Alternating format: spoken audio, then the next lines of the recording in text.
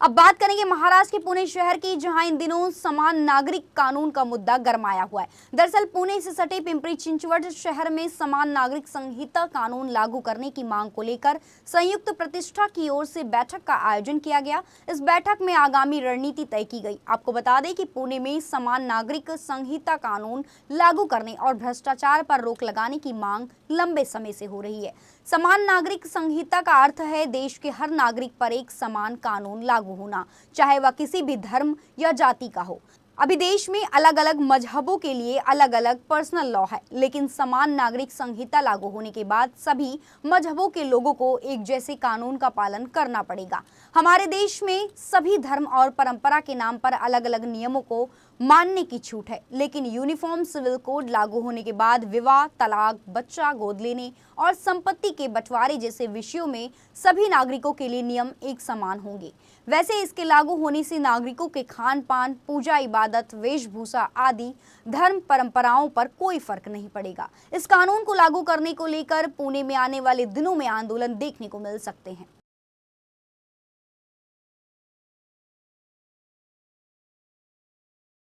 हमारा मीटिंग था इसलिए कि भ्रष्टाचार निर्मूलन and UCC uniform civil code के बारे में था। उसके बारे में हमें विस्तार में चर्चा किया। एक्चुअली ये मुद्दा इसलिए उठा क्योंकि आज़ादी के 75 के साल के बाद भी हम पिछड़ा, अति पिछड़ा, दलित, अति दलित यही बात करने में उलझ गए हैं। इसमें से बाहर आना चाहिए ताकि हम एक ही प्लेटफॉर्म पे आके आगे कैसे देश चले उसके बारे में सोचना पड़ेगा। ये डिवाइड एंड रूल वो जो है वो कम्प्लीटली निर्मूल होके we should come on a common platform, वही उद्देश्य से आज हम मिले थे।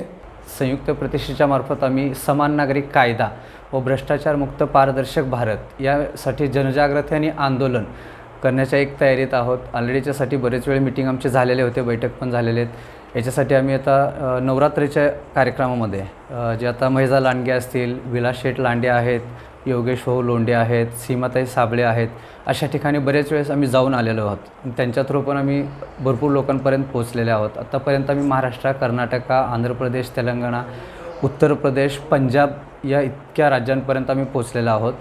तर समाजामध्ये समान नागरिक कायदा आणि भ्रष्टाचार थांबवण्यासाठी पारदर्शक नियम हे दोन खूप महत्त्वाचे आहेत।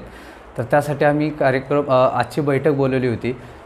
तर समान नागरिक कायदा म्हणजे लोकांच्या मनात येतं की आरक्षण असलेलं निघून जाईल, तर आरक्षण आणि समान नागरिक कायदा याचा काही संबंध नाही। तो एक छोटासा मुद्दा असेल त्याच्यामधला, जेणेकरून आता त्याच्यावरही आम्ही आज बरेच पॉईंट्स बोललेले आहोत। तर कुठले कुठले पॉईंट्स आहेत ते पण सांगतो।